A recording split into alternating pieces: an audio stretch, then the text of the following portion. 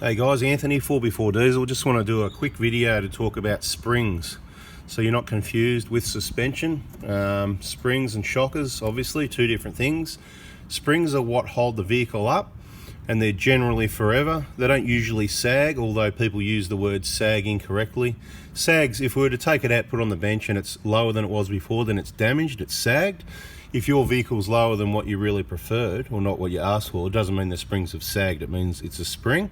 The more weight you add, the lower it goes. Now, here we've got a pair of well-used OME 885s that go in the front of a 120 Prado, 885X actually, that are well used. I'm not sure how many Ks. Perhaps the owner will add a comment later and let us know how long they've been in there.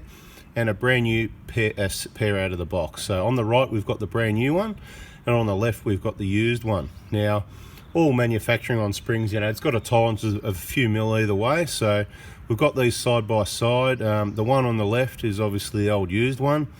It happens to be about 1.5 millimeters lower than the brand new one. That'd be just, you know, manufactured tolerances, whatever, which, you know, really makes very little difference. So they're not sag. Springs don't sag.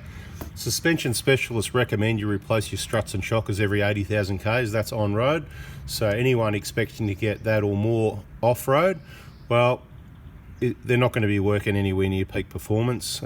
Shockers wear and they lose it slowly over time, so you don't notice it. So you might think, oh, they're okay for 100,000 or 150 or whatever. Look, they're okay. They're still there working. Generally, if they haven't failed, i.e. a leak or you know, they're not dampening, they're bouncing around, whatever. If they haven't actually failed, it might appear they're still working. They're just not working as well as they were when they're new.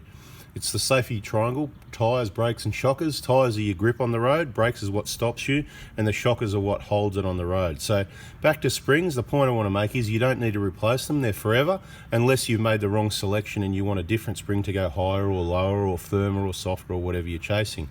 Now, I've got a level sitting on the top of these two springs in the same position.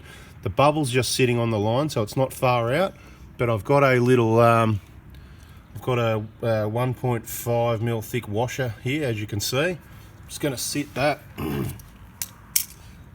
underneath the spring just to show you that it's 1.5, and then you can see the in the bubble there. So you know, absolute fact, these OME 885s are only 1.5 mil shorter than the other one. Now, if we were to compare 10 of them, they'd probably all be up to 3 mil, probably something like that. I'm not sure what the tolerance is with King Springs. They make them for ARB, for OME, whatever you want to call it. They're made by King Springs, unless something's changed. I believe that's who still makes them.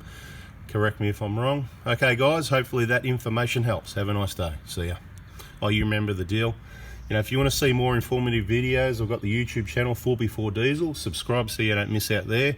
If you want injector information, it's Toyota 1KD FTV injectors only is the group. If you purchase stuff off me, there's a really special group, 4x4 Diesel VIPs. That's got a lot of really informative videos. That's all the top shelf stuff that you can get into once you've proven yourself if you're supporting me. Look, I'll give you a lot of information for free, but you know, it's got to end somewhere. So all the really special stuff's in that group. Adding videos in there pretty much every day, multiple videos. All right guys, once again, have a nice day. See ya.